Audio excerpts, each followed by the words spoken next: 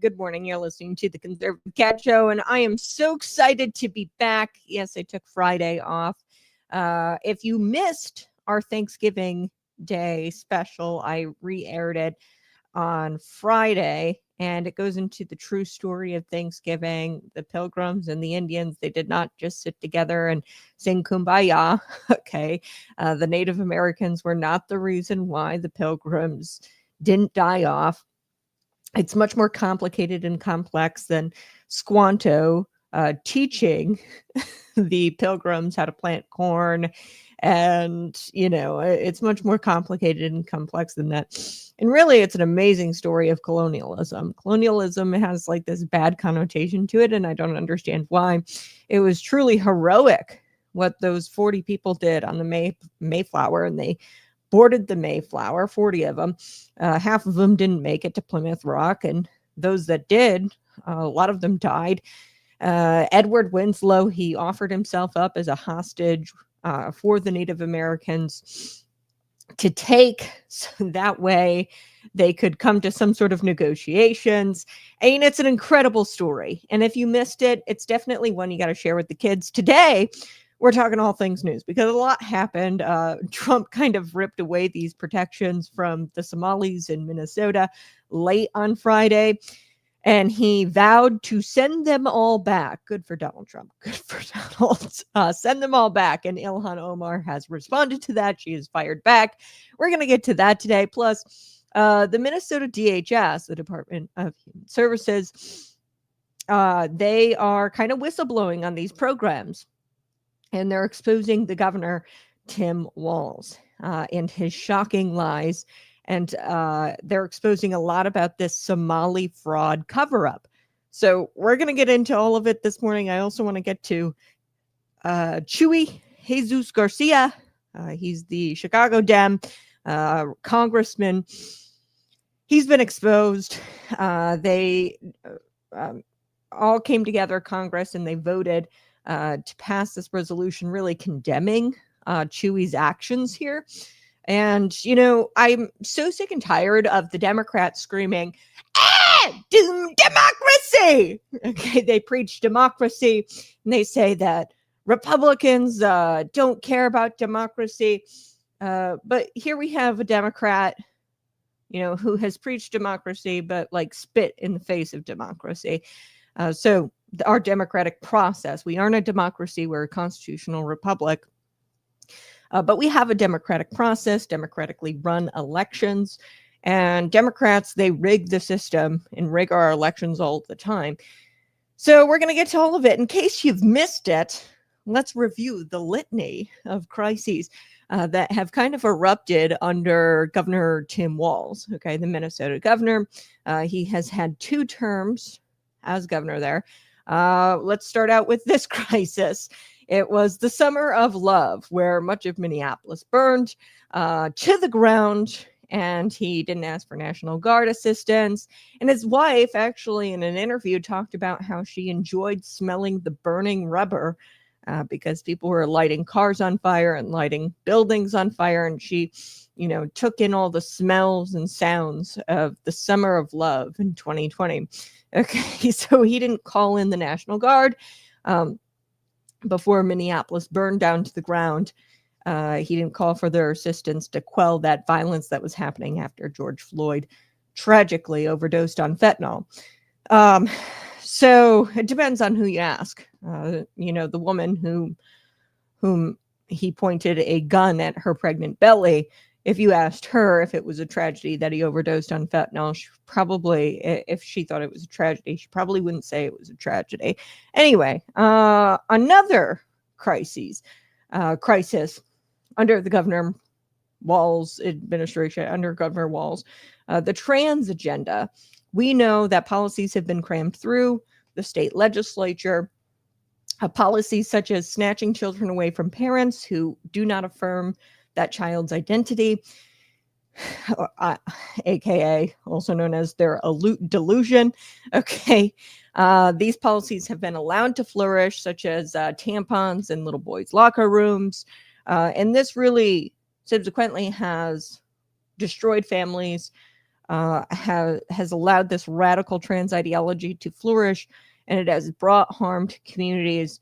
And, one could argue that these policies actually led to yet another crisis in Minnesota, where that trans male, a female, pretending to be a man, shot up this Catholic church, and she killed 2, I believe, children and injured 17 others. And now, fast forward today, we've got this rampant Somali fraud. And I'm going to fill you in on what this Somali fraud is, what it looks like, who's reporting on it, who's keeping it quiet. All right here on the Conservative Cat Show. As always, subscribe to the channel. Appreciate you, Lisa and Masanico. Good morning. See you guys in the chat. Go ahead. You guys can support the program, super chat, super stickers. I appreciate that anytime. But really, I want you to go check out Patriot Pump, because this is a perfectly crafted formula to get you through your work week. It's caffeine paired with black pepper extract. It stretches that caffeine a little bit further. You can use the promo code Conservative Cat. This is where I give you $10 off. This is a huge discount at checkout. $10 off this premium pre-workout. It's got creatine, L-citrulline. It's good stuff. Okay, let's get into the rampant Somali fraud going on in Minnesota. So I guess a broken clock, under the category of a broken clock can be right twice a day, the New York Times decided that it's now newsworthy to cover decades-long fraud and corruption within the Minnesota Somalian communities. Okay, and this is another installment of their exclusive series. So they're doing a series, the New York Times, on how fraud swamped Minnesota's social services system on Tim Walz's watch. Okay, so they're doing an exclusive series about the fraud here. Now, what's going on is quite fascinating. And I've talked about this in the state of Illinois. It's all a big money laundering scheme. And I think that this is happening not just in Minnesota, Illinois, California, New York. I think that this is happening in state legislatures nationwide, where you have taxpayer dollars funneled into, like a nonprofit or a feel-good mission. And then they turn around and funnel it right back to, in this case, a Somali terrorist group.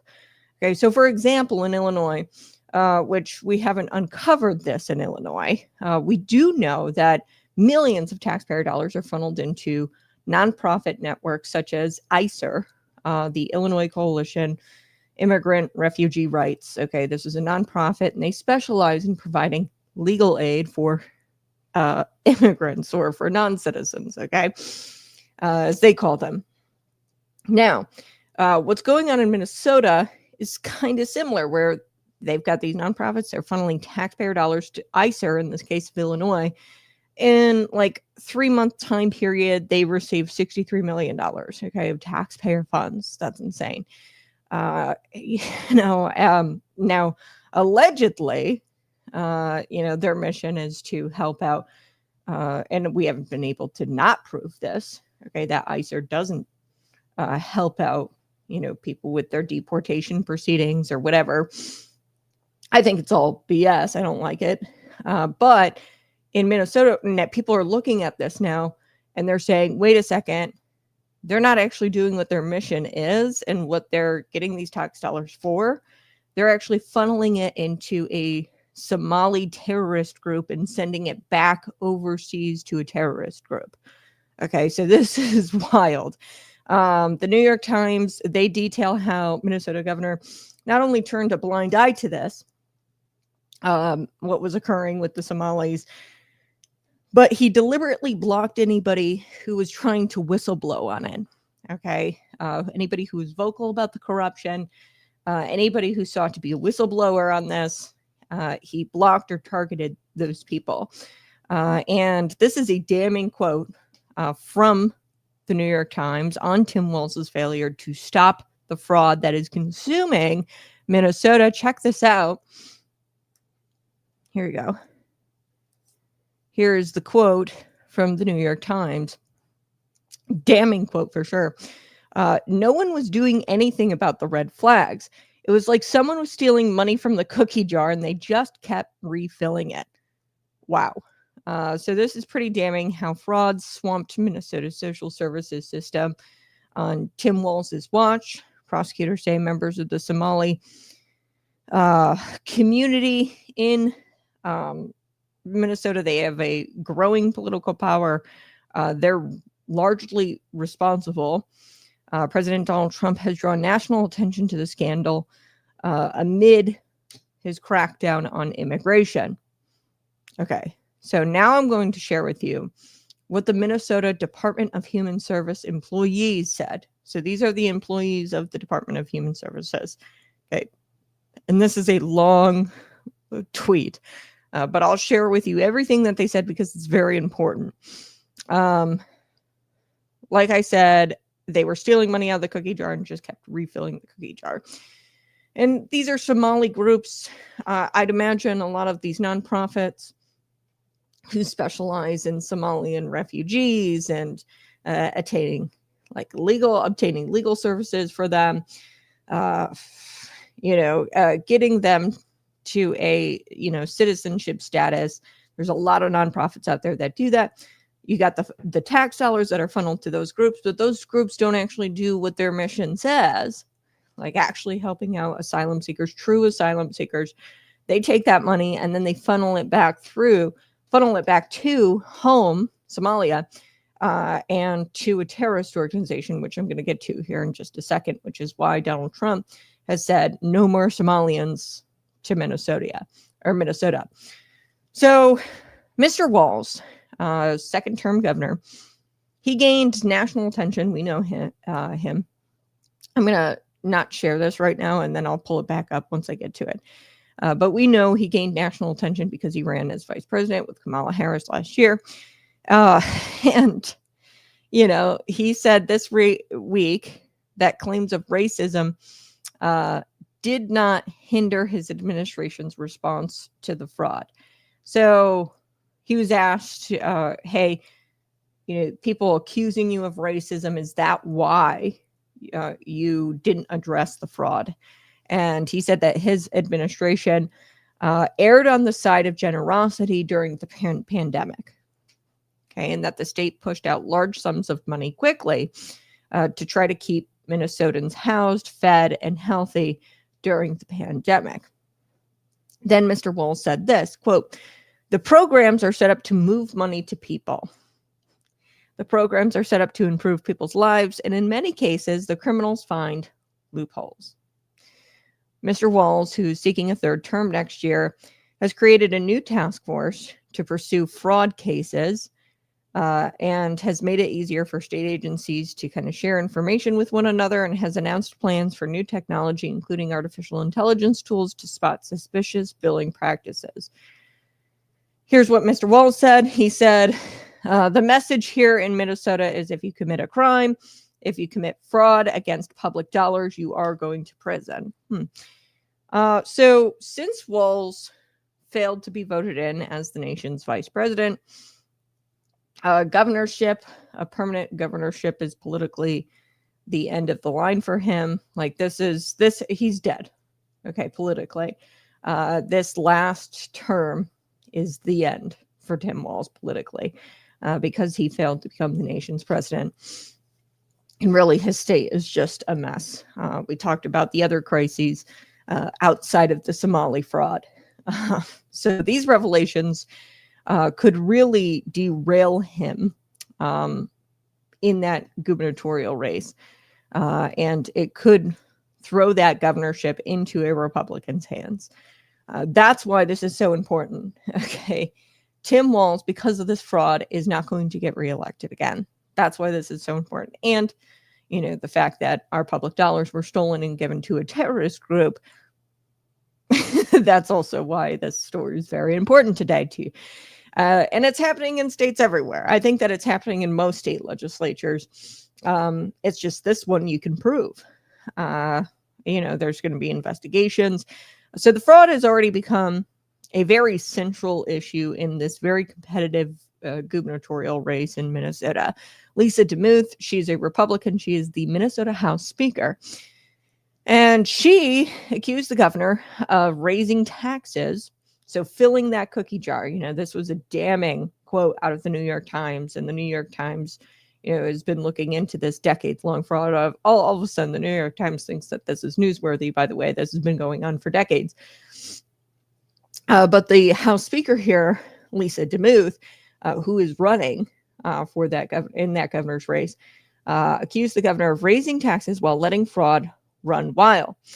She announced this in a video when she said this in a video when she announced that she was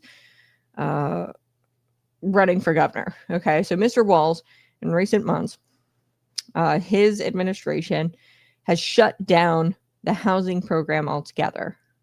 Okay, so now you've got Mr. Walz and his administration acknowledging that there is fraud and that these programs, specifically, housing programs, probably SNAP, a lot of it's riddled with fraud. But last month, the state hired an independent auditor, and they're going to review 14 other Medicaid-funded programs that the state said was at high risk for fraud. Okay, so you see what's going on here. He's got a challenger, Lisa DeMuth. She announced in a video that she was running for governor and, said that Governor Walz was letting the fraud run wild and that he kept raising taxes despite this fraud. And now the administration is responding with audits of these programs. So in light of these fresh allegations of Walz's complicity in the fraud, he is now, of course, taking actions. Okay, he is exhibiting concern here. Okay, so he's taking action and he is acknowledging that there is fraud. And he says, let me be clear, if you commit a crime or take public dollars, you're going to prison, So the Minnesota Department of Human Services employees, the DHSE, the employees here, they are not allowing Walz to get away with it. They don't think he deserves to hold the governor's chair. I don't think so either. I'm inclined to agree with the Department of Human Services employees. So the DHSE thanked the New York Times for finally paying attention to this. Like I said, this has been going on for decades. They thanked the New York Times for finally paying attention, and they called out Minnesota legacy media, including public media, NPR. They called Minnesota's NPR legacy media out, and they took to X. Okay, and this is where this long post, comes in. And you guys can go read it for yourselves. I'm going to read some of it here for you. But they blasted the mainstream media on X. They also they spilled the tea on Tim Walz's actions, up to this point. Now it looks like he's, new artificial intelligence technology to try to combat the fraud, yada, yada, yada. But they say Tim Walz allowed the fraud to continue. And not only that, he worked to target anyone who tried to, call attention to this and tried to make the fraud right or tried to correct the fraud. Okay, so here is a little bit of what you're seeing on your screen. Tim Walz is 100% responsible for massive fraud in Minnesota, the DHSE says. We let Tim Walz know of the fraud early on, hoping for a partnership in stopping the fraud. But no, we got the opposite response. Tim Walz systematically retaliated against whistleblowers using monitoring, threats, repression, and did his best to discredit fraud reports. Instead of a partnership, we got the full weight of retaliation by Tim Walz, certain Minnesota Democrat Farmer Labor members. So Democrat Farmer Labor, this is the DFL party. It's like the Democrat Party.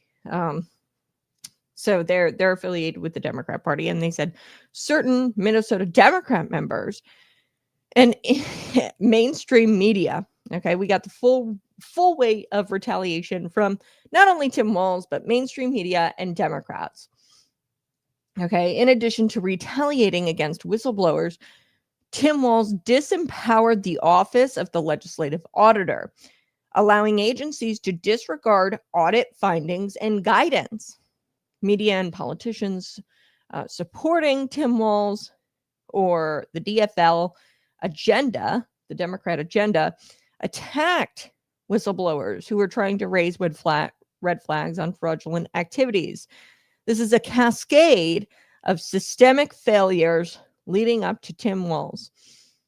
Okay, so they're saying all of this is at Tim Walz's feet. Why? Because he is the boss of the state. Okay, so they go on, they say agency leaders appointed by Tim Walz willfully disregarded rules and laws that kept fraud reports quiet. So they, use the law or use the rules to try to keep these fraud reports quiet, even to the extent of threatening families of whistleblowers. This is explosive stuff. These same leaders are not qualified for their jobs, instead getting leadership jobs via Tim Walz and his friendship with these people.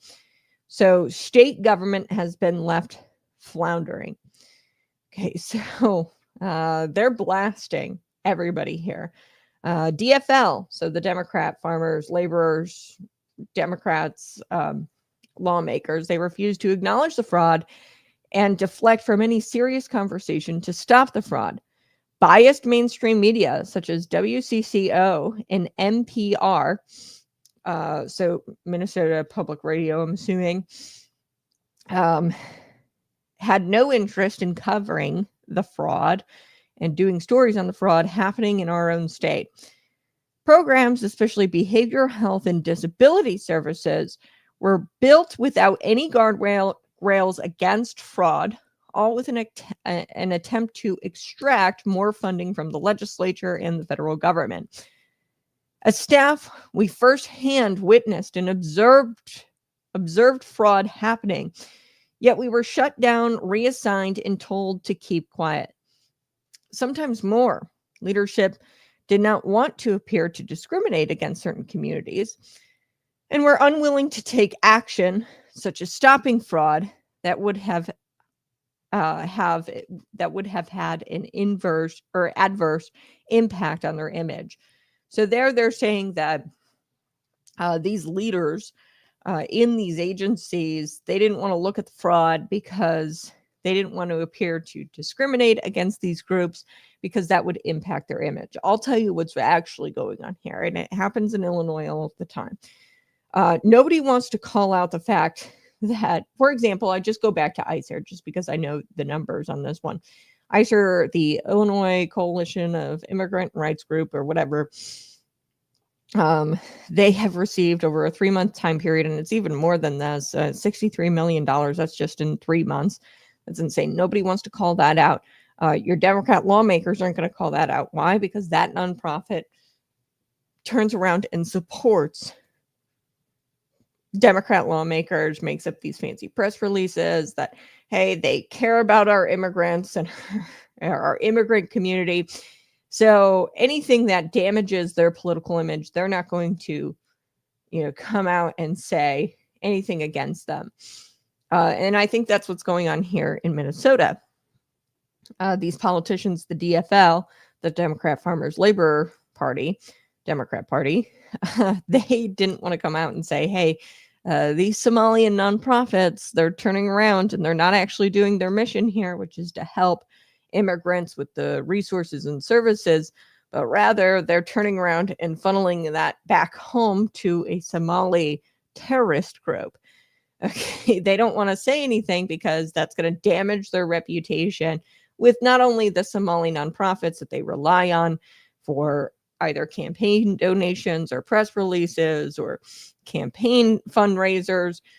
They don't want to damage that relationship there with them, but they also understand that the Somali community is huge in Minnesota, and they don't want to, appear to be racist, or appear to discriminate against the Somali community, because that's going to lose them that voter base.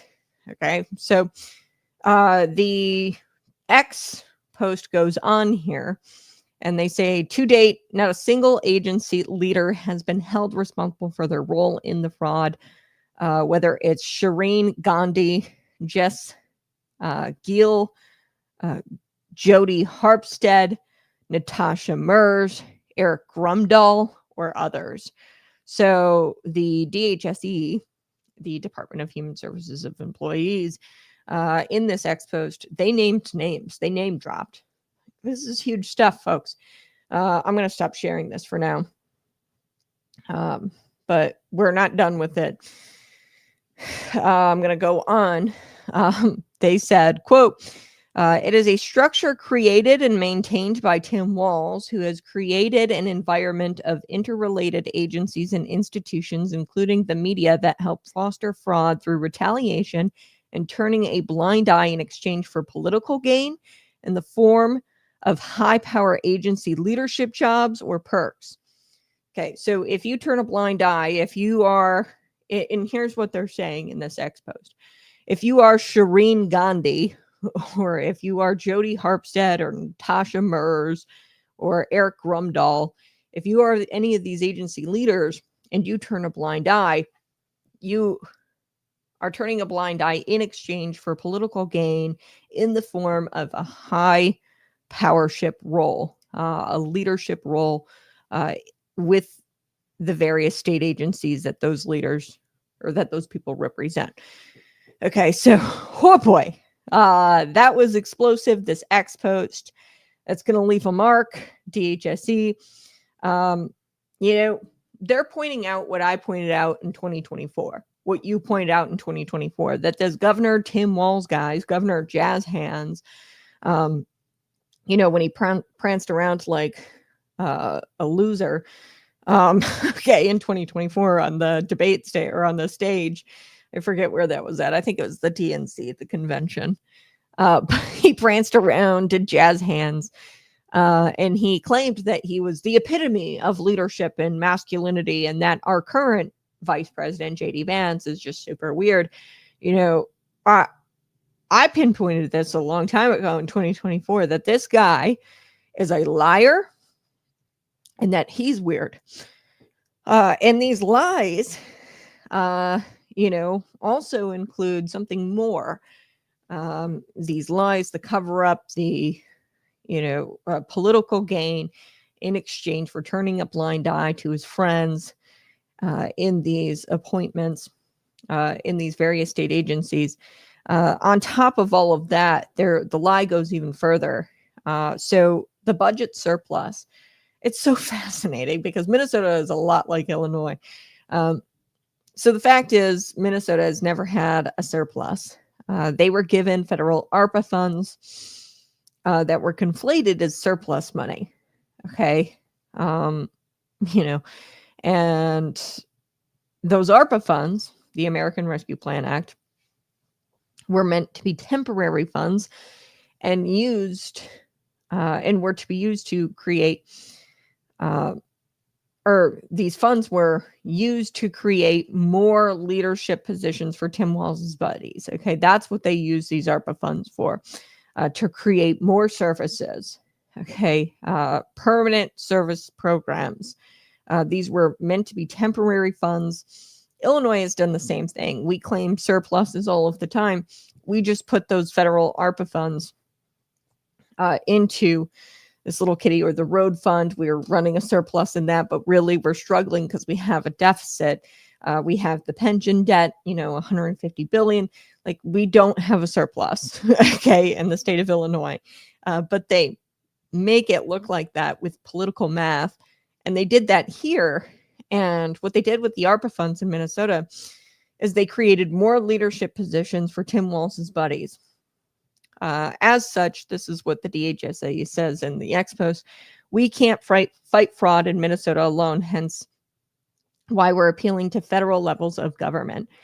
So the DHSE in Minnesota is reaching out for help. We need all the help we can get, as Tim Walz's agency leaders have upped their brazen approach in covering up their knowledge of the fraud. Okay, so they aren't letting Tim Walz or these agency leaders get away with this. They're trying to say that, look, Tim Walz knew. He's been told several times and made aware of the fraud that was going on with the Somalian community. Don't let him get away with this. We are grateful for solid politicians, especially the fraud committee and media outlets who have been trying to halt this fraud. We are grateful for whistleblowers who are bravely stepping up, and thank you to the New York Times for bringing the plight of Minnesota to the national stage. Okay, so that was the expose from the DHSE. Huge explosive stuff, like that had to have hurt Tim Walz. That was a blow. So Tim Walz, he knows his reelection is on the line. And like I said, he's politically dead outside of the gubernatorial position. Okay, so this is his last go. If he doesn't win this, he doesn't win anything ever again. So President Donald Trump is now making good on deporting Somali nationals if they don't pass a revetting process. Okay, so Tim Walz knows his reelection is on the line, particularly if Donald Trump makes good on this and they actually revet all these Somalis and none of them pass the revetting process. It's not going to be good for his reelection because the voters are going to say that, hey, you allowed terrorists or people who can't pass this revetting process to stay here in the state, and not only stay in the state, but receive things like Medicaid, housing program benefits, all via public funds and taxpayer dollars. So a part of all of this that we can't forget is that the engineered fraud involves ballot stuffing. Okay, for Democrats. And you remove that. So ballot stuffing, and the way they do this is a lot of these Somalis in Minnesota, they are automatically registered through the DMV, right? They get these licenses, and then they're on the voter registration, rolls. And, when you've got bloated rolls, it's easier to commit fraud. That's what I mean by ballot stuffing for Democrats. This is what goes on in blue states, ballot stuffing. They use those bloated voter rolls, and they will, cast mail-in ballots in those bloated voter roll names, using those bloated voter roll names. And they shouldn't be legally able to vote because they're not citizens of this country. Okay, so Republicans might actually have a chance at winning this governorship. Okay, if you remove the ballot stuffing and, you get rid of that, Republicans might actually have a fighting chance at winning this gubernatorial race, this governorship, because Tim Walz has lost a big Democrats, Republicans alike, chunk of the state because of this decades-long fraud that has been going on. Now, there's another element to the story that's just huge. Let me get to some of your comments here. Smash that like button, share this out with your friends. We're going to get to Donald Trump and what he's done. He's paused immigration of Somalians to Minnesota, and he did this late on Friday. So I'll get to that here in just a second. Let me get to some of your comments. What up, conservative cat? It's been a while. Leave Tim Walz alone. He's going to save the world by throwing money at it, throwing money at it and looking the other way, in my opinion. Trump is only good for doing the opposite of what insane people want. I'm not a huge fan of the guy. So this is, and I'm going to get to Donald Trump's move here. This is a good move by President Donald Trump, and I think you're going to agree with me, because we have got to take the culture back in Minnesota. We've got to take that culture back, and the only way that we're going to stop the fraud is by, getting a tourniquet around the wound here, okay, and stopping the bleeding. And I think that you're really going to like Donald Trump's policy when it comes to the Somalians. Ilhan Omar, of course, fired back at President Donald Trump, called him a racist or yada, yada, yada. This is about people who were, came in under the Biden administration and they were vetted, but they lowered those standards. And now he's going to do a revetting process. I'm excited about that policy. And I'm also excited about the pause here on Somalian immigrants coming to Minnesota. We have to get our culture back. And these people, particularly the Somalian community, it's bizarre. In Minnesota, there was like I think it was in Minnesota. I don't know. It's in Michigan as well.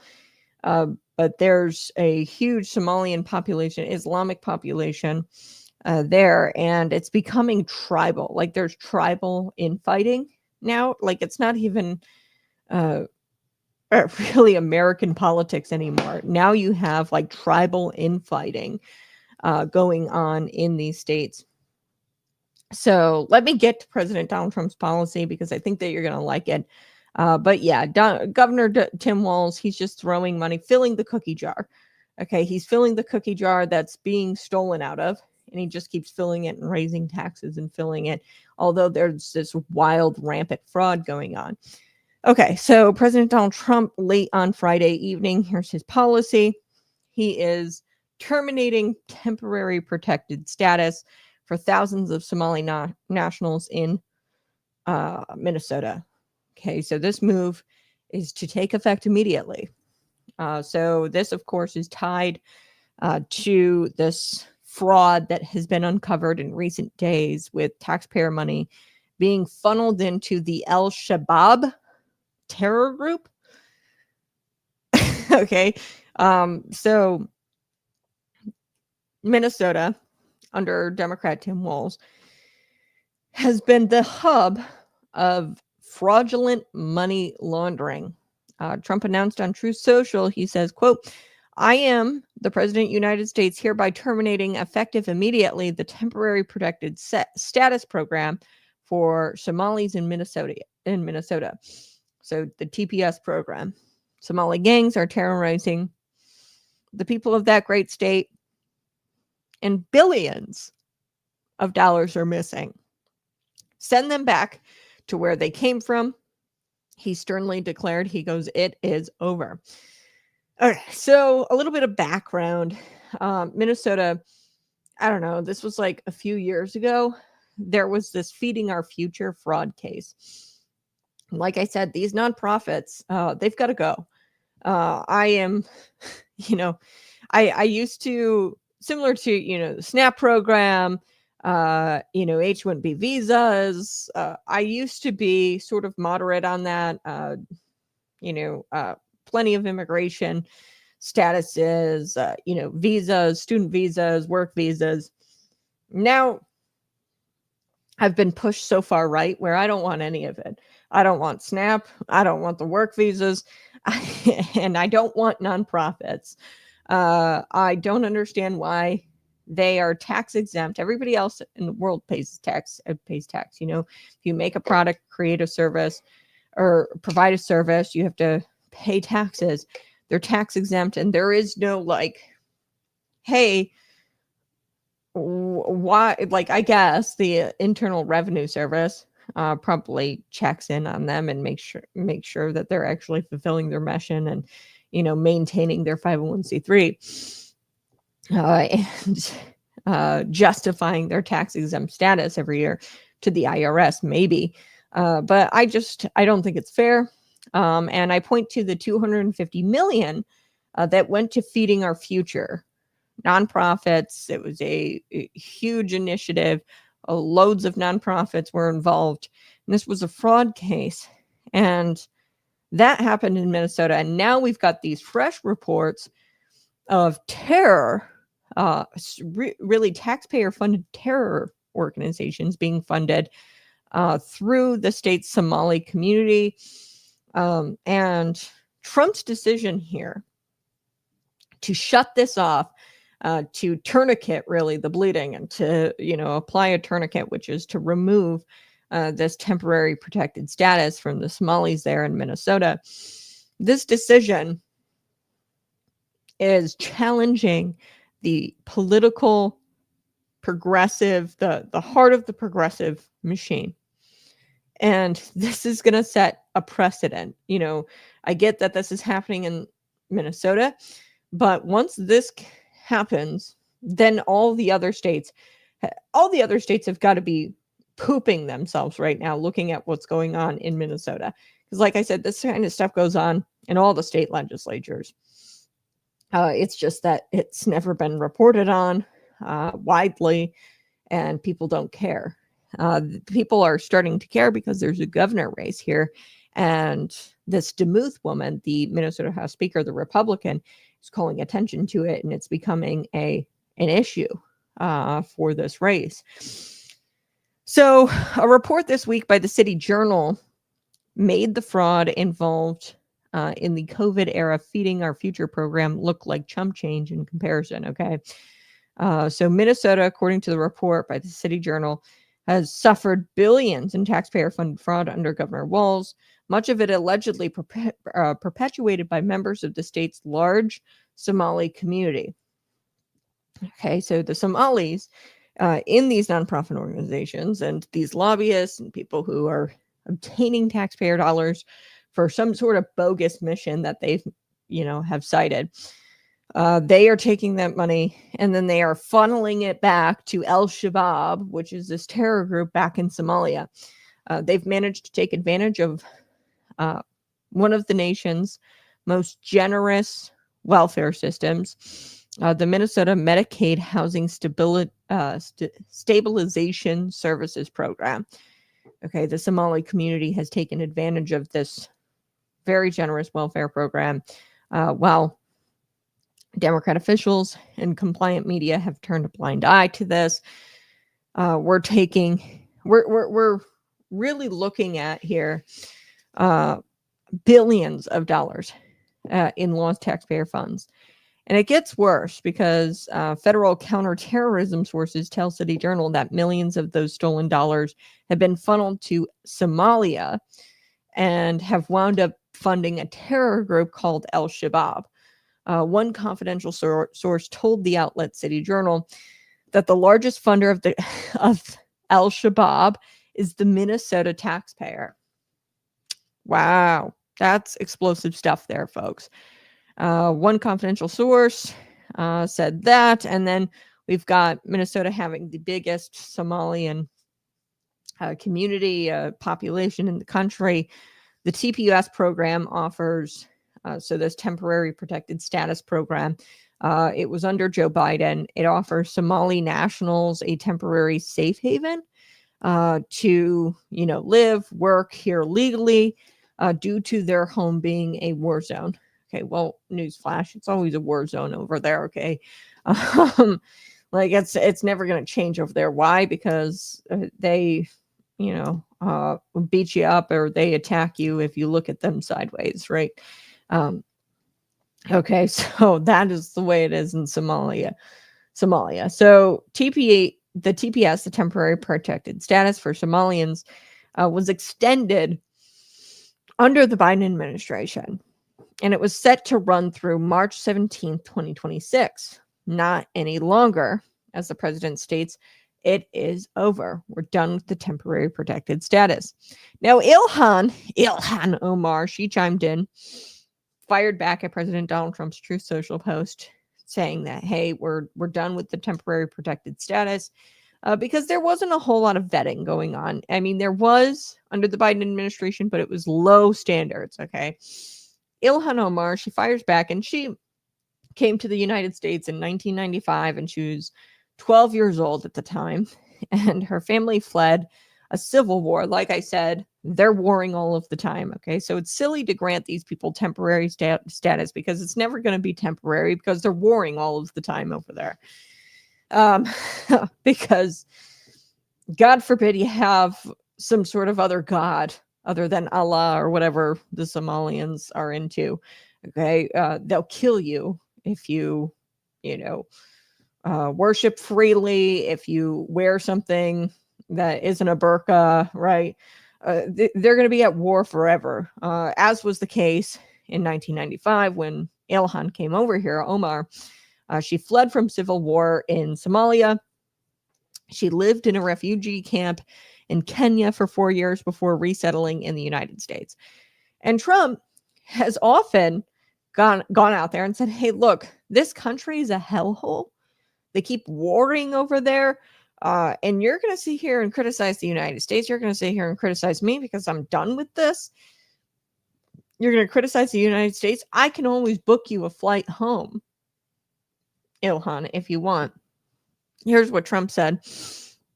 At a time when they were trying to censure the congresswoman, but the attempt had failed because 4 Republicans, House Republicans, joined Democrats to defeat that censure vote. It was a censure vote over her reprehensible comments she made over Charlie Kirk and the assassination. But here's what Donald Trump said.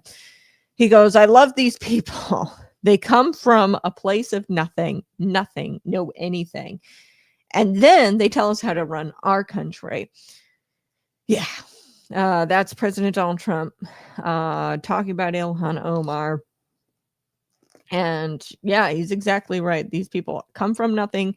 They've got nothing over here. And then they're going to criticize the United States.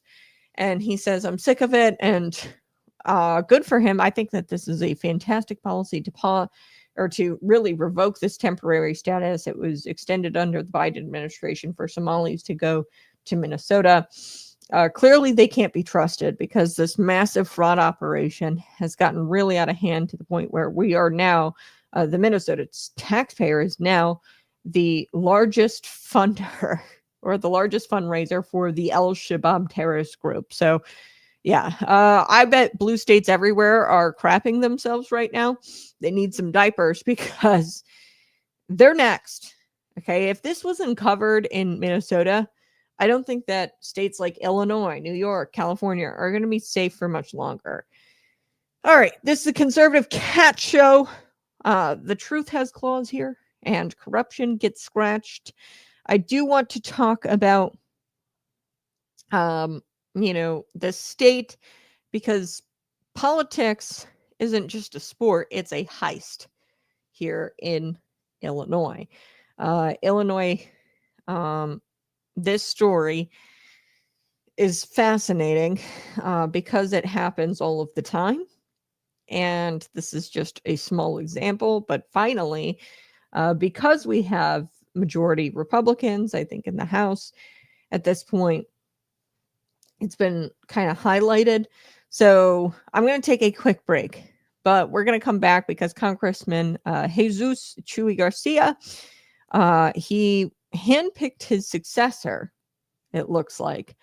It looks that way. And Common Cause Illinois, which is a nonprofit organization, calls this anti-democratic. So smash that like button, share this out with your friends. I'll be right back. You're listening to the Conservative Cat Show.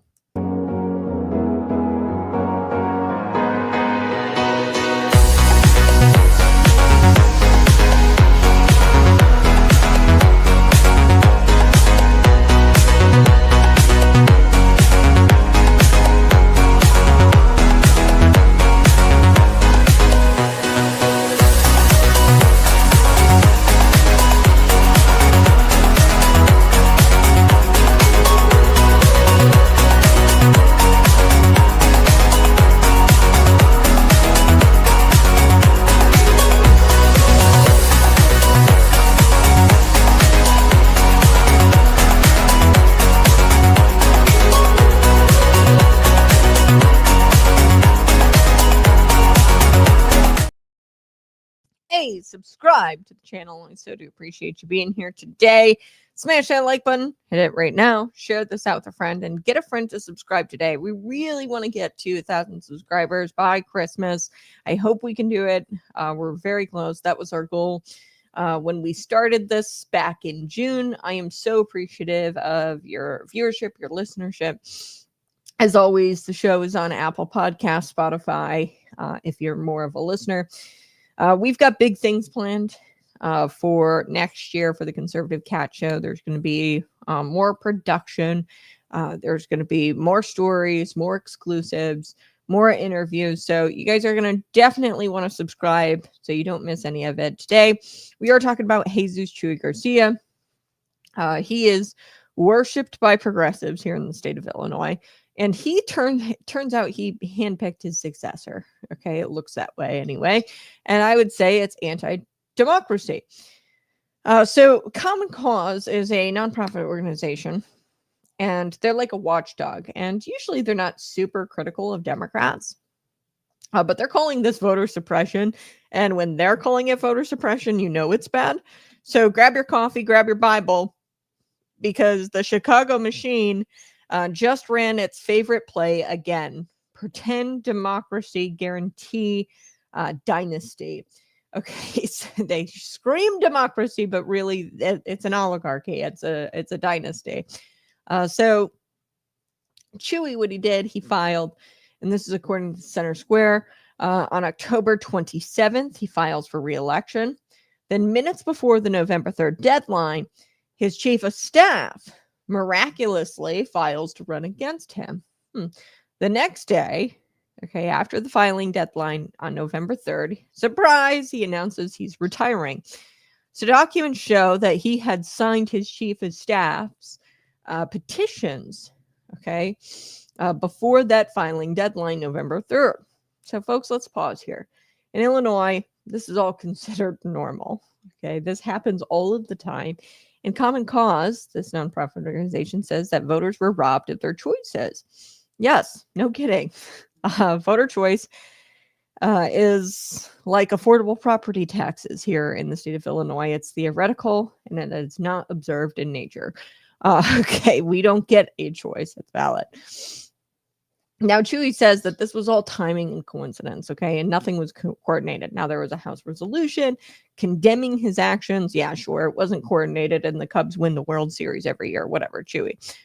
So this is a deeper issue, though, that I want to talk about. The progressive left, they often lecture America, you, me, nonstop about protecting democracy, and they turn around and then they rig their own primaries like it's some sort of casino in Havana. Okay, so this is textbook incumbency protection. This is political dynastic engineering. I think that's word. And this is voter suppression. And the saddest part here is how Illinois, this works because Illinois allows it. Okay, Illinois law allows it. Governor J.B. Pritzker, the governor, was actually asked about Chuy Garcia. And by the way, Governor J.B. Pritzker has never met a tax he didn't love. He was asked about all of this, and he praised Chuy's career. And he says, well, I don't think that this was the right way to exit, and I'm kind of surprised people noticed that Chuy did this. Yeah, you're surprised that people noticed that the corruption. Governor, with all due respect, Illinois is broke, crime-ridden. We are trying to flee from this state like it's an escape room with no rules. And the only thing for us left to notice is the political corruption. Okay, of course we're going to notice. You think we're dumb? Okay, and he goes, and I'm not surprised by people's reaction. I'm surprised that people notice, but I'm not surprised by their reactions to Chuy. Yeah, because we're tired. We're pissed off. We the people are pissed, and we're tired of politicians slipping their buddies into office like they're passing notes around in 8th grade homeroom. Okay, so the plot thickens here. Like I said, they passed a House resolution kind of condemning Chuy's actions. Marie Glusenkamp Perez, she's a Democrat in Washington, from Washington State, and she kind of bypassed her party here, and she forced a vote to criticize Chuy's actions and to condemn his actions. 23 Democrats joined the Republicans, and this was election manipulation. That's what they called it, the 23 Dems and the Republicans. So, yeah, I mean, 4 Democrats voted present on the House resolution, meaning We see the corruption, but our spines are currently on back order and we're not going to vote against it. Okay, so when you got members of your own party, your own caucus saying, guys, we can't install people, this is the medieval church and bishops, like that's not how we do this thing. It's called the democratic process. The machine's kind of really messed up here when you've got people from your own caucus condemning your actions. Okay, then came the video. You've got Chuy Garcia. He's got this video, very soft-spoken, emotional, and he talks about how he's retiring for family reasons, health reasons. His wife is battling MS. He's adopted some grandchildren, and he wants to pass the torch with love and responsibility. Well, it's not really yours to pass, okay? That you're a representative of a district. It's ours to elect, okay? But let me be clear. Family health matters. Yeah, your wife healing, praying for her and her peace and her healing. Of course, we value that deeply here at the Conservative Cat Show. Family matters above all else. But I don't want Christians to get confused about compassion. Okay, compassion doesn't erase corruption. We are called to be we aren't called to be empathetic as Christians. That's not something that we're called to. I think Christians, they have this really messed up worldview that compassion means not calling at people out or not telling the truth. Okay. You can love your family, Chuy, and you can retire and be with your wife. But you can also pull a political stunt that I disagree with, and that is wrong, and deprives voters of a real primary election. Both are not mutually exclusive. Okay. And I think that Christians really mess up. Like here, they distort compassion, and they've turned it into like, okay, in order for me to be compassionate, I have to agree with everything this person says and does. So they have really perfected in Illinois this art form. It's a political machine art form, and they wrap this scandal up in a touching personal story. They sprinkle in their multicultural unity phrases. They hope that the media cries so hard that they don't ask questions. And I'm shocked that somebody actually asked Governor J.B. Pritzker about the Chuy Garcia scandal, and that they forced him to comment on it. A lot of the press fell for it, but I'm shocked that JB was actually asked about this. And watchdog groups like Reform for Illinois, Common Cause, they are calling on policy changes, either at a federal level, state level. And that's really what needs to happen here. We need to change the law so Illinois incumbents can't get away with this, with passing the torch. I mean, he knows exactly what he did. He passed the torch onto this chief of staff of his. He said it out loud. He goes, I want to pass the torch. It's not really yours to pass. It's ours to elect. It's our torch to pass onto the person we deem worthy of representing that district. So Elizabeth Grossman of Common Cause, she says that voters are, quote, sick of the political gameplay. She's quoted in the Center Square. Finally, somebody said it. Yeah, that's what this is. That it's anti-democratic. And, really, they are being anti-democratic, and they are doing this all with a smile. And they don't even see anything wrong with what they're doing. Like I said, Chuy Garcia mentioned, I'm passing the torch. He knows exactly what he did. He just doesn't care. She says, Grossman here of Common Cause, Illinois lawmakers need to take a close look at these anti-democratic processes or practices. So we need to stop letting incumbents fake run, and they know that they're not running again and they're going to retire. They fake run, and then they block any real challengers, and then they handpick a successor after the deadline passes. Then they announce their retirement. Like, we got to stop doing that. And Grossman, she actually suggested doing Nebraska's model. So Nebraska, they have incumbents file earlier. So they have an earlier deadline than the rest of the candidates. So they can't pull this stunt. I think that might work. Ricky Gandhi, he is a Reform for Illinois board member. He jumped in the article. He says that it's clear that reforms are needed because this even happened before. This same movie happened before with State Rep Marty Mullen.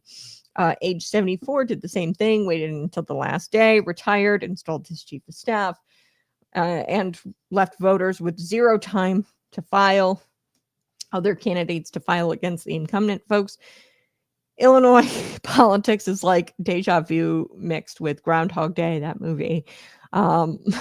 Okay, like it's just the same thing over and over and over and over again. And we saw it here with State Rep Marty Mullen.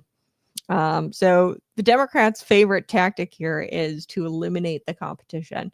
But yet they lecture Republicans, and I don't want this to be dismissed. They lecture Republicans all the time about protecting democracy, but then they pull things like this.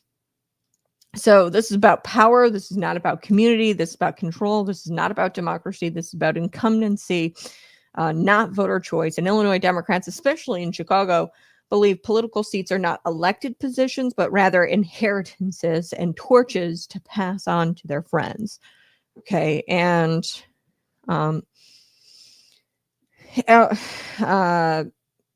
they call it representation. It's political feudalism. And the Christian worldview angle here is that truth matters, stewardship matters, honesty matters, servant leadership matters. Okay, Jesus said, let your yes be yes and your no be no. Okay, let your yes be yes and your no be no.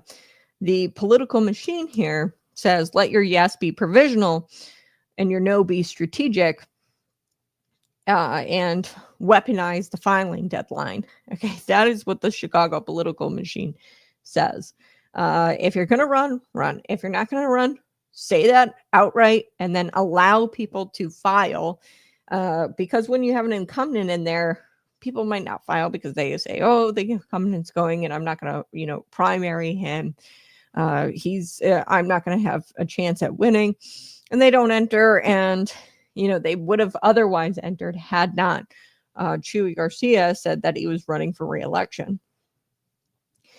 So I don't hate public service. I hate fraud disguised as public service. Okay, this is why cynicism of politics is at an all-time high. It's because of things like this happen. I want us to elect leaders and leaders that represent us. I want them to serve their communities.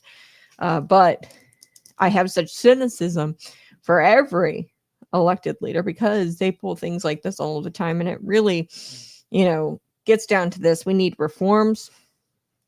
Earlier filing dates for incumbents like Nebraska has, that could work. We could also do an automatic reopening of filing periods if an incumbent withdraws. So, the day after when he said, oh, I'm retiring, we could have reopened the filing period and, for a few weeks accepted more applicants or more candidates. That would stop the whole surprise, here's my chosen successor thing. And then we could do special elections for replacement seats rather than slating. I'm not a big fan of that either, where people, slate candidates in for the rest of their term or appoint people for the rest of their term. They serve like one term. Republicans do it too. I think it was, who was it? Now his name is slipping my mind. He was a Republican and he announced that he was, I think it was, I'll have to look up his name, but Republicans do this too. I think instead of, slating or appointing somebody into that position, maybe hold a special election, have the voters choose, okay, not the party bosses, the Republican Party, the Democrat Party, term limits. Because nothing would clean the swamp faster than restricting the lifespan of its creatures living in the swamp. Real transparency laws with teeth. If you coordinate to manipulate an election and it can be proven, I think that you should maybe lose more than just your office. There should be real consequences for that. Maybe you lose your ability to ever run for office again. Something like that. Like Chuy Garcia shouldn't be able to ever run for office again. And he should have some sort of fine for manipulating elections. But in Illinois, I don't think any of these reforms are going to happen because the political class, they benefit from a broken system, and the system is designed to keep the insiders in and the outsiders out and the voters in the dark. So in closing, Democrats, they'll scream, democracy is under attack. And every time a Republican sneezes, they'll scream that that democracy is under attack from Republicans. But behind closed doors, in states like Illinois, in cities like Chicago, they manipulate elections, choreograph elections like it's a Broadway musical. Okay. And they cast it, elections like they're musicals. Okay, so the reality is voters didn't choose Chuy's replacement. Voters didn't get a primary. Voters didn't get a real contest. They got political coordination. And watchdog groups, not even really conservatives. Common Cause is not a conservative group. They aren't a Republican group. They're not a left-leaning watchdog group. They're sort of in the middle. I would say that they're very rarely go after Democrats. But they're calling it voter suppression, okay? And you know it's rotten when that's the case. Okay, so I'm going to take a quick break. Smash that like button, share this out with your friends, subscribe to the channel. When we come back, we're going to be talking about that shooting of the 2 National Guard members in Washington, D.C. And I'm going to talk about how we have to take our culture back. And I don't know what it is about Western culture and why we feel so guilty. I don't know if I don't want to call it white guilt because really I think it's just like Western culture guilt. Like I said, colonialism. I opened up the show talking about the true story of Thanksgiving, Columbus Day, Christopher Columbus and the story there. We had Protestant Christians fighting for Texan independence. You know, I've done a show on Sanguine. Okay, I think his name was Juan Sanguine, okay, and he was like a Catholic Spaniard, okay, and the Protestant Christians, like they said, no, we don't want to be a part of Mexico, we don't want to be a part of this regime, and they fought for their independence. I mean, these are stories that we should be proud of. We should be proud of our Protestant Christian Western culture, and we should be proud of colonialism. And we should be as proud of our culture as, you know, other cultures are proud of their culture. You know, the Somalis, the Afghanis, the, you know, Muslims, we should be as proud of our culture as they are of theirs.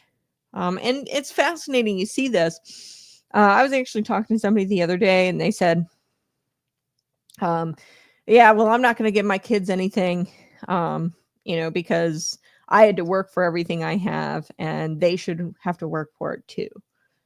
You know, and I was thinking to myself, man, I was like, you know, in this American culture, we almost like have demonized passing down an inheritance, creating generational wealth. We've almost demonized that. That does not happen in other cultures. That's like a modern Western culture thing where, okay, kids move out at 18. I'm not going to help them. That is like a weird Western, anti-Western culture. And that never used to be our outlook on that. It used to derive from the Bible. Hey, pass an inheritance down to your children and create generational wealth. And you see that other cultures, they don't subscribe to that. They are very close-knit. You know, for example, the Hindu culture, the Hindus, they all, you know, I own these various, I think of like, you know, I hate to be stereotypical, but it's true. Dunkin' Donuts, 7-Elevens, okay, they all own these. And if you've ever wondered, well, why is that? Well, it's because they pass it down, these franchises, down to their children. And we've demonized that as a Western culture. And I think it's out of like guilt. Like, God forbid we have generational wealth. God forbid we look back at what our ancestors did as far as colonialism, and we celebrate that. God forbid we celebrate Christopher Columbus, the Pilgrims, and what they did, the Protestant Christians in fighting for Texan independence. So I want to get to that as it relates to these two National Guard members in Washington, D.C., tragically being shot. Homeland Secretary, Security Secretary Kristi Noem, she was on MSNBC or on NBC's Meet the Press, and I'll be playing some clips from there. Subscribe to the channel. I'll be right back.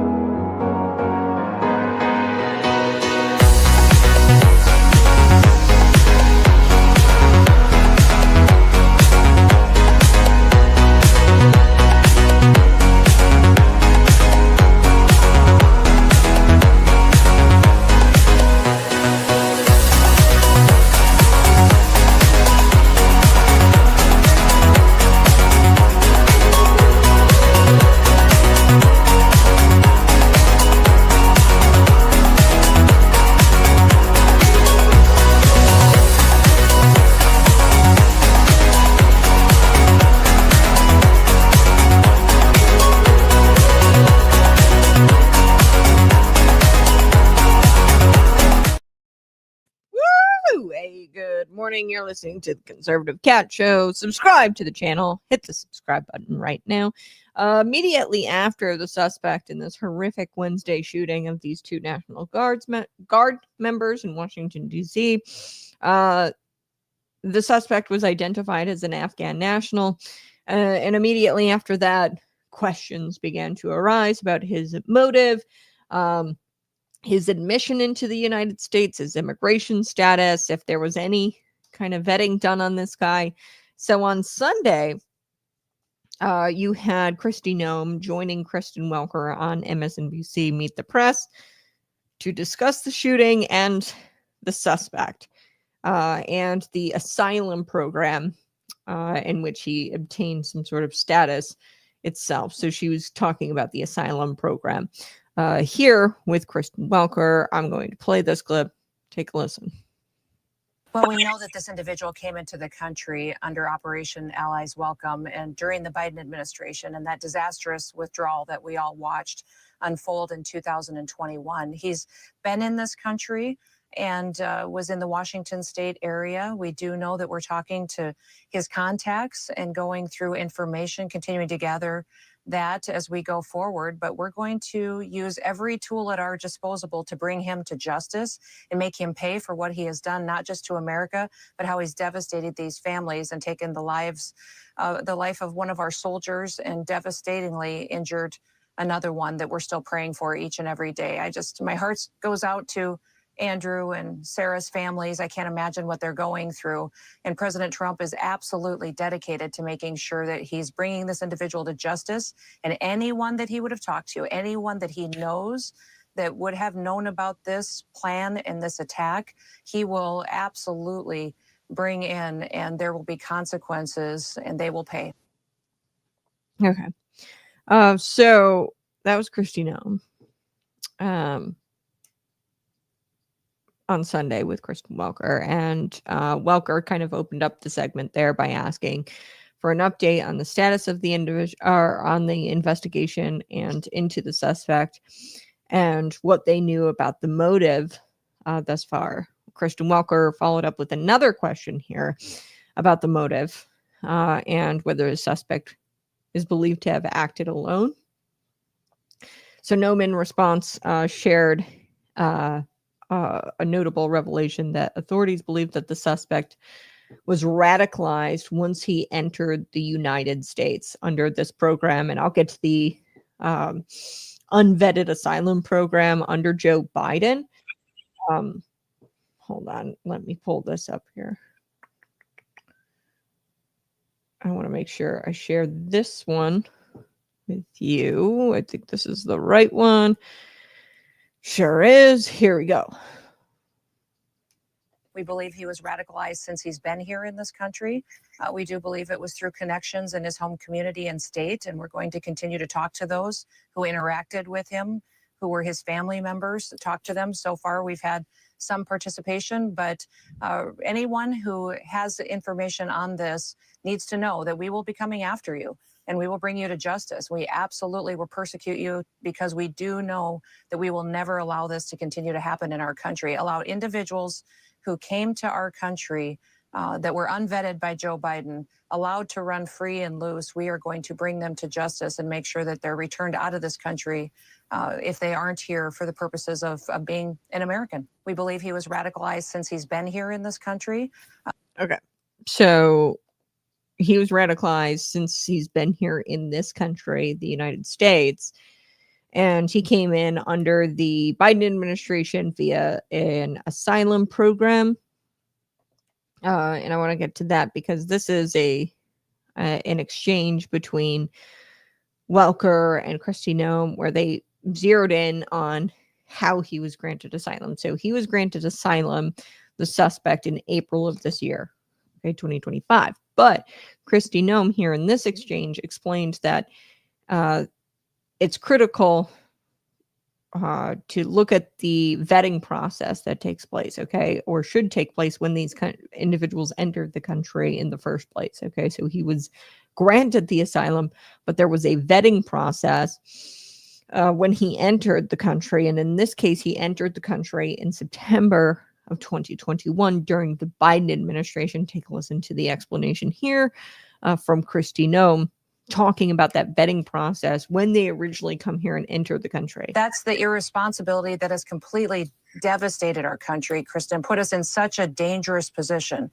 I don't think people realized when Joe Biden was in the White House exactly how he was allowing our country to be infiltrated with people that we didn't know who they were. Some of them we did know were dangerous, and we went after as soon as they came into this country. But under this program, we could have up to 100,000 people that came in from Afghanistan that may be here to do us harm. And President Trump is absolutely dedicated to getting them out of our country. That's the irresponsibility that has completely devastated our country, Kristen, put us in. When they come into the country, there's like this vetting process through the asylum program. Then he was ultimately granted asylum, but the vetting process itself was flawed. Okay, and that's what Kristi Noem says. Now, here is this clip. I want to share this one with you. This is the last one I'll share with you from that interview that happened yesterday. Welker, she shifted, of course, and you could tell that she was getting uncomfortable because Kristi Noem was saying, hey, you know, the Biden administration, they were the ones who vetted the guy. We granted him asylum, but the vetting process itself was very flawed. So Welker shifted to the broader issue of asylum, inquired how the administration tends to handle these pending asylum claims. So take a listen. Here we go. Pending asylum claims, Madam Secretary? We will if they should be. Absolutely. Yes, we are going to go through every single person that has a pending asylum claim, has an asylum claim here in this country. You know, one of the requirements of asylum is that you have to come in every single year for a checkup and an interview process and a re-vetting. And that is something that we're going to expedite and happen immediately with anyone who does have that asylum claim today and ensure that they deserve to still be in this country, that they still have the purposes for which they claimed that asylum in place, and that they're not here being radicalized and perpetuating dangerous criminal activity against our Americans. Okay. So that was Kristi Noem yesterday on NBC with Chris Welker there. Look, the DHS, they do need to look into every asylum claim that was under the Biden administration, and it is kind of their fault. They granted him asylum here in April of 2025. Now, the vetting standards, they were lowered under the Biden administration, which is probably how he snuck through. And the Trump administration, it's kind of on them. They need to really look into these asylum seekers that came in under the Biden administration 2021 to 2023. And we need to look and see, why they want to be here in the first place. Do you want to come to America, or do you want to be an American? And I'm going to talk about the culture, how we have to fight for our culture, Western culture, Christian values. Wanting a job and a better life is not a valid reason for granting asylum. Okay. Do you want to be an American, and do you want the ideals, the Western ideals of being a Christian and of freedom, religious liberties? I'm going to point out this comment because I was about a year ago, I was at your point, Zent's 29. I'm not even so much worried about the culture as I am about the law and order in general. I don't care if there's thousands of different cultures here, as long as we have one standard of law. See, I was this guy. I was you like a year ago.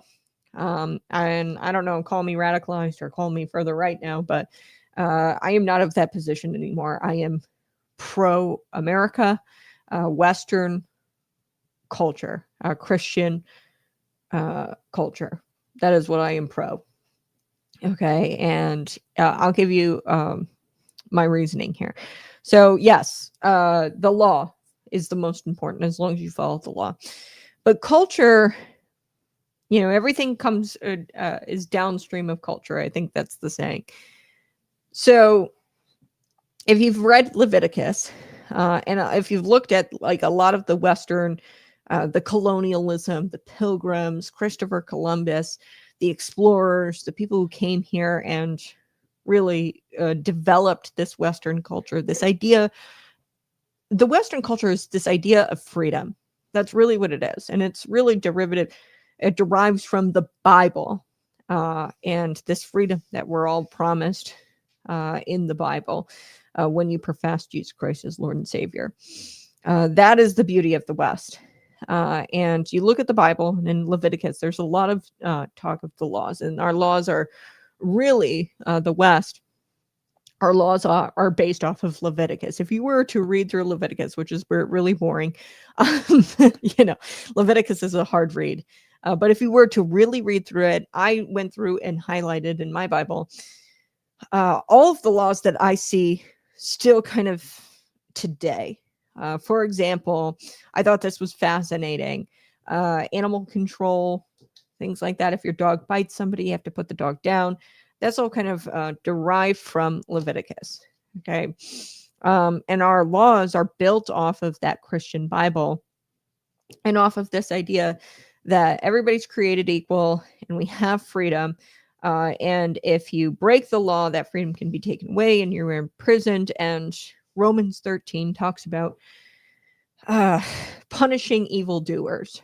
Okay, so our laws and the way we operate this country really is derived from the Judeo-Christian Bible.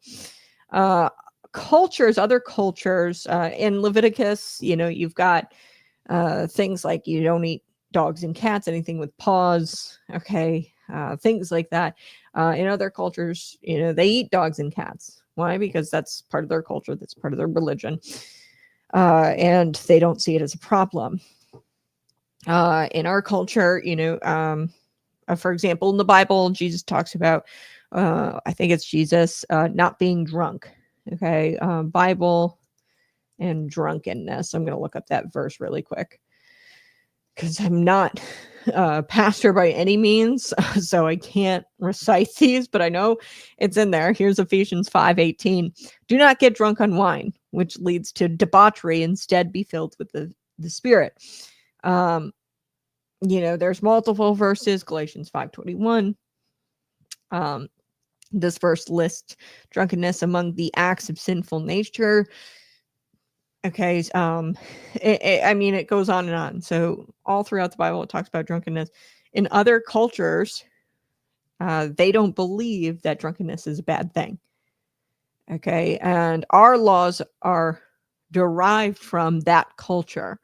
That's what I'm saying. So that's where we have to get back to our culture and celebrating our culture and understanding and acknowledging that our laws derive from that Judeo-Christian Western culture, this idea of freedom and liberty, and all men are created equal, like 1776, American Revolution, why we fought for this country. We fought for an idea, and you have to subscribe to that ideology in order to come here to this country. If you don't subscribe to that ideology, you are not going to give a rat's ass about our laws. Okay, it's just not going to happen because your culture tells you that those laws that has different laws, and a different culture creates those laws, and you're not going to subscribe to a totally different culture. We're just convicted naturally as human beings. So I think that we have to be very selective on who we bring into this country, and they have to be pro-Western colonialism. They have to be pro-colonialism, pro-Western culture, pro-Christian Bible. Okay, I'm not saying that you have to profess Jesus as your Lord and Savior and have like a baptism, before you enter the country. I'm not saying all of that, but you have to recognize that it is a superior culture to others, and you want to assimilate to that culture. So now I want to talk about Muslim extremism in the West, because this guy took the life of one National Guard member, and I believe the other guy is fighting for his life. The woman died. So I want to look at Europe, because Europe, if you look at what's going on there, Muslim extremism has really taken over. Muslim extremists have walked in, and they have called everyone bigots, and they've gamed the system, and they've built their numbers, and they've pulled off their mask once the momentum, they had enough momentum to start bending entire nations worldwide. Okay, so Muslim extremists have figured out the West's fatal flaw, and it comes from this Christian compassion that we have here in the West. And I talked about it earlier in the show, where you have this Christian compassion. A lot of Christians distort that compassion with just agreeing with what people say and being accepting. That is just a fatal flaw of Christians, being overly accepting. And it's really because they haven't looked at the full picture of Jesus. Jesus flipped tables, when they were using the temple as a merchant place. Okay. And they were, selling things in the temple. He flipped tables. He was, yes, very accepting. But he said, go sin no more, and we've just really got this fatal flaw about us here in the West, where we're just so accepting. And they found out that we've got far left crybabies, and they are terrified of being called mean names, rather than being judged by the Almighty Creator, the holiest of holies. They are scared of being judged by these leftist crybabies in this country, others, by each other. Okay, and we are not holy. We are inherently sinful human beings, and they're looking for the approval of human beings. Okay, it's just a fatal flaw, and it really derives from our Christian principles and this acceptance aspect that Christians have. So Muslim extremists, they abuse this fatal flaw of ours ruthlessly. They have a formula. They come in here, play innocent. We talked a lot about the Somalis in Minnesota. Oh, our country is war-torn. Yeah, it always is. But they play innocent, and then they demand accommodation. Then they smear their critics as racist. Then they chip away at our local laws. They build enclaves, increase their influence, and flip the culture. And then they rewrite the rules. Okay, if they can flip the culture, they can begin to rewrite the rules. They do not assimilate. They don't want to. They want to expand their culture because they believe their culture is superior. We have to do that because everybody else does it. Okay. We have to do that here in the West. Our culture, we should believe that our culture is superior to all others. You want to know why? Because they believe it about their culture. And I believe that Western culture is superior. I believe that Christian culture is superior to others. So Europe proved exactly what happens when leaders are too soft to confront this anger and this denial to assimilate. Okay. So the pattern was obvious, so obvious you can see it from space. But elite politicians pretend it's offensive to notice. Okay, they think it's offensive to notice that, hey, they aren't assimilating to the culture, and they think that their culture is superior, and they want to take over, and they want to infiltrate our communities with their culture and ultimately change the rules and the laws of this little area, and then they're going to expand it to entire nations. So you have whole districts now operating under their own norms. Okay. They are laughing at local police. They are erecting shadow legal systems. You have leaders shutting down anyone who dares to speak up. You have journalists. You have cops who are smeared as far-right extremists for describing this reality.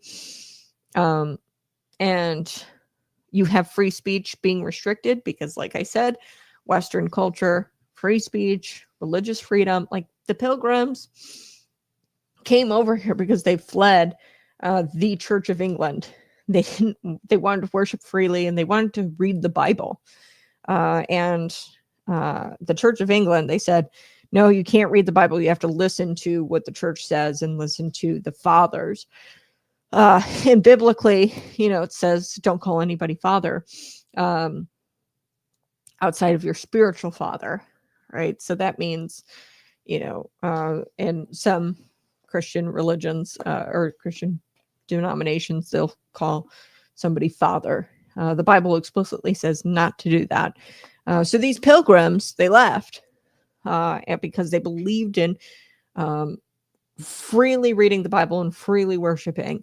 And freedom of speech. Okay. But you're starting to see freedom of speech be chipped away out. Why is that?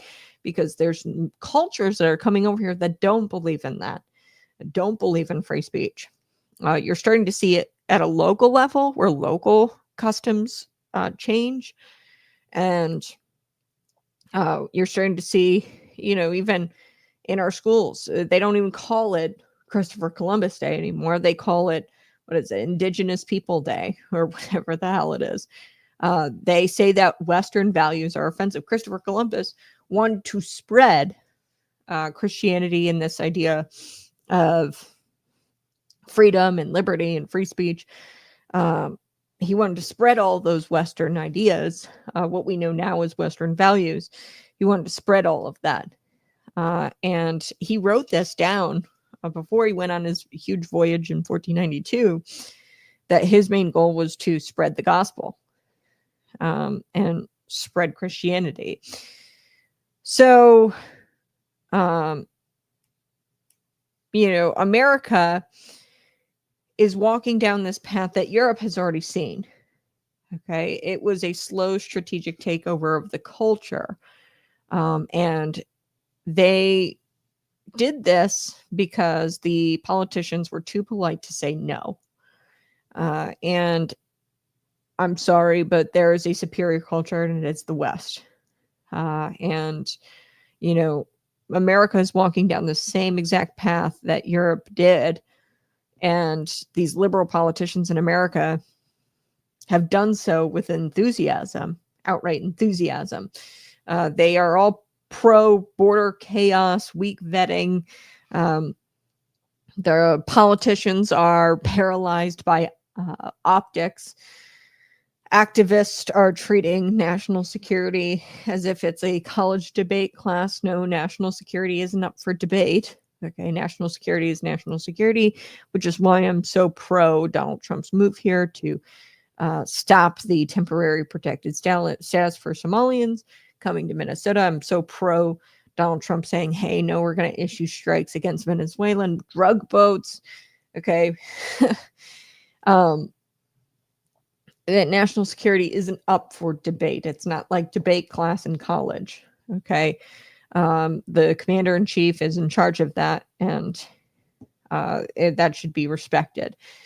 Elites are insulting anybody who raises legitimate concerns about extremism and extremism networks that have been burrowing into campuses, institutions, our cities, and the American leaders in these cities are repeating Europe's self-inflicted delusion that if we ignore the problem, it's going to go away. Their playbook never changes. Okay, Muslim extremists or extremists of any other culture outside the West. Extremist movements are always the same. They enter in as victims. They demand tolerance. They seek special exemption or exceptions. They build density. That's a huge one. They build in numbers. They attack the culture that they're, supposed to assimilate to, and then they push for dominance. So that is the playbook, and they follow this playbook to a T. And we, as Western Americans, we have to, do all of this, but back. We have to build in density. That's why Charlie Kirk said it. Make babies, get married, have babies, outbreed other cultures. And you have to build in density, like quite literally in numbers.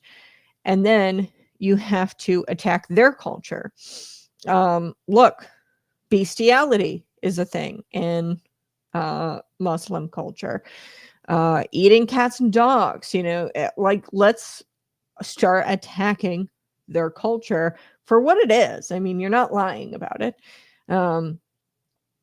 And you have to push for dominance. You have to say, no, ours is superior. Our Western culture is superior. And I don't think it has anything to do with race. I think that it really comes down to religion and faith, and what God you put your faith in. So the Judeo-Christian God is Yahweh, and the Muslim God is Allah. And I want those people to come to faith, and I want those people to assimilate to Western culture. I do. But we have to demand that they assimilate. We have to demand that they're tolerant of the Western culture and that they like it, or at least pretend to like it. Okay. So Western nations, they keep pretending that this isn't happening, that this cultural takeover isn't happening. And, Europe is living proof that it happens. Cultural takeover happens. A civilization that can't defend itself won't survive. Western leaders act like defending their own culture is something like a hate crime. Heck, even at an individual family level, I've heard people say, oh, I'm not going to give, my son or daughter an inheritance, or, I don't want them growing up with, some sort of wealth because I had to work for everything I have. And really that's like hatred towards your own family. Okay. Number one. Number two, it's denouncing Western culture, and biblical principles. So in the Bible, there is a verse that talks about leaving an inheritance to your children. Here it is, Proverbs 13. A good man leaves an inheritance to his children's children. But the wealth of the sinner is stored up for... Okay, a good man leaves an inheritance for his children's children, but the wealth of the sinner is stored up for the righteous. You have to leave an inheritance for your children, build up your family. And here in the West, we've demonized that. We've demonized a lot of aspects of Western culture. Even the dog thing, right? When I said in Leviticus, it talks about putting down dogs. when they bite people. You'll have, people say, oh, you shouldn't do that, or, it's the dog didn't mean to, or, we've, kind of messed it all up with like animal control. You can pay like fines, but you don't put down the dog. Like, we've walked away from our Western culture, and that culture is derived from biblical principles. We've walked away from it in our own laws. So we can't keep apologizing for existing, okay, and bending over backwards for groups that spit on the very freedoms that they enjoy. These extremists see our weakness for exactly what it is. It's an open invitation, but America still has time, barely. What we have to learn from Europe is that, hey, it starts at a local level, city by city, decade after decade. It's usually a slow walkout of taking over the culture. A nation that refuses to protect its own culture is going to be replaced by an ideology that is not the best, okay, and that is not superior.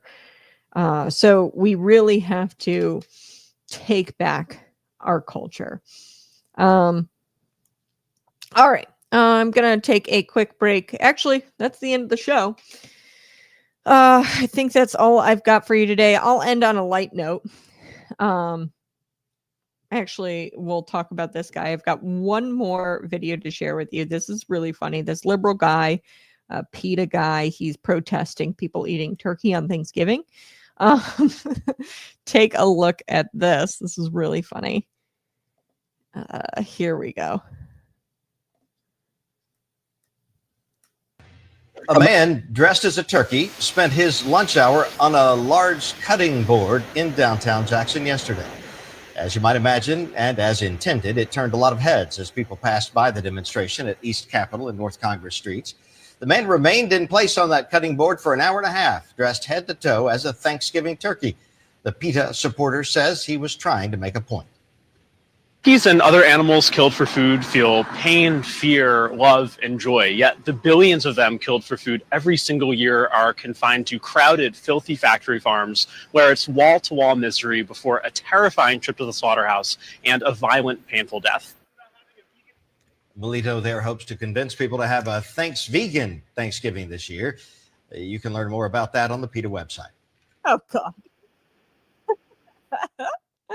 All right. So in protest of people eating turkey nationwide because it's Thanksgiving, PETA, they had this guy up on a cutting board and his legs were kind of like sprawled like a cooked bird would be.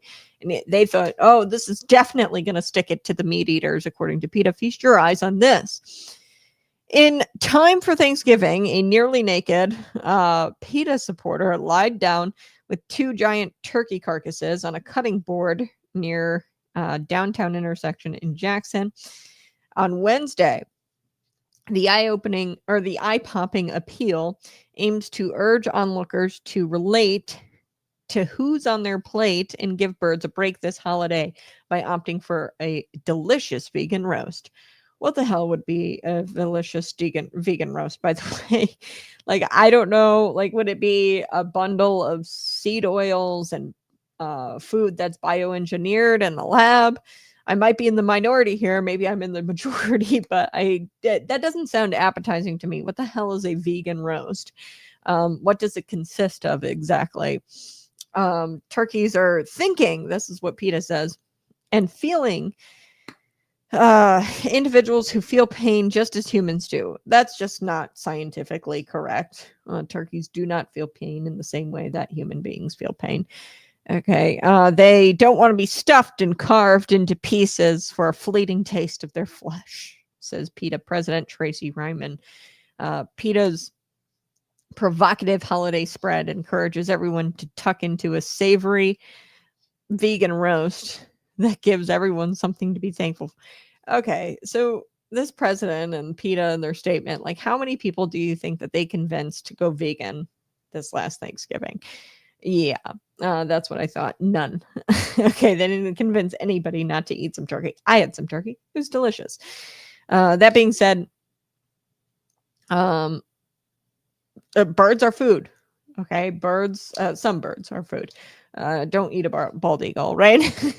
But unfortunately, for the people for ethical treatment of animals, many Americans did not partake in a soy fest Thanksgiving or a soy dinner centerpiece. Okay, sadly for the vegans, that's a personal problem, that they think that turkeys feel pain just like humans do, and that humans can't eat them.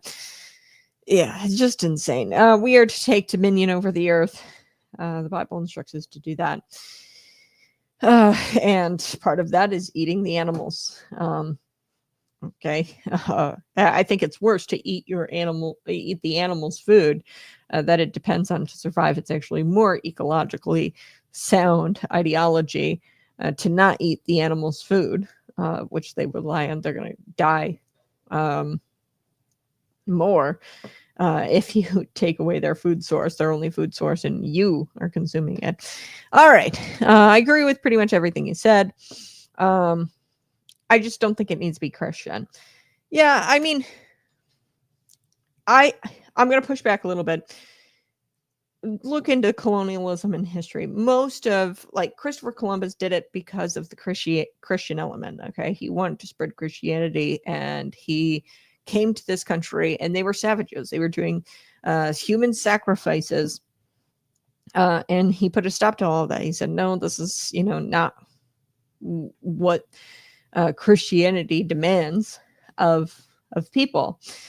And the Pilgrims, they did it. So, like, historically, and then you look at our founding fathers, they had a Bible open while they were crafting the Constitution. I'm not saying that people have to profess Jesus Christ in order to come to the country. I'm not saying that. I am saying that you have to recognize, and actually I thought it was fascinating. Oh gosh, what's his name? Now I'm forgetting it. The Hindu guy who ran for Vivek Ramaswamy. Sorry. Crazy brain this morning. So Vivek Ramaswamy, he actually, and Elon Musk, they call it cultural Christianity, where you accept that the culture comes from, this Christian Bible, and that you realize that it is a good thing. You don't have to profess Jesus Christ as Lord, or even recognize that there is a higher power. But you do have to recognize that all of the laws are derived from the Christian Bible, and you have to respect that as the nation's religion. People who do that and don't profess Jesus Christ as Savior, or recognize that there's a higher power, like Elon Musk or say Vivek Ramaswamy, who are more cultural Christians. He's a Hindu, Vivek, but he said that, we have to recognize that this is a Christian nation. I don't trust those people because, like, you have to be convicted, and that's kind of like a 1 foot in, 1 foot out kind of person. And I don't trust that because I think that humans are inherently like a convicted, like, it's very hard to be wishy-washy when you're a human. You're going to be convicted in one way or another. But I'm telling you this because historically, everything derives from that Christian Bible. The culture and our laws and everything just comes from it. And you can't exclude that. And when these other cultures come in, whether that's Hinduism or Muslim or, I don't know, I don't know, people who celebrate Kwanzaa, I don't even know what religion that is, a cult religion. I'll do one when it gets closer to Christmas time, what Kwanzaa is really all about. It was about a guy that was actually a cult leader and wrapped women up in electrical cords and beat them, and took curling irons and put it to their skins. Yeah, really weird stuff, Kwanzaa. But all of those people follow a certain religion, and then they come here, and then their culture is derived from those religious principles. So yeah, I'm not, I get it. You're not trying to snatch anybody's face away. I just think that laws are derived from culture. And then how does culture happen? I think it comes from a basic set of principles like a religious faith. All right. Smash that like button, share this out with your friends, subscribe to the channel. I will be back tomorrow morning bright and early. Smash that like button, 6 a.m. to 8 a.m. Central Time. I'll be back here tomorrow morning.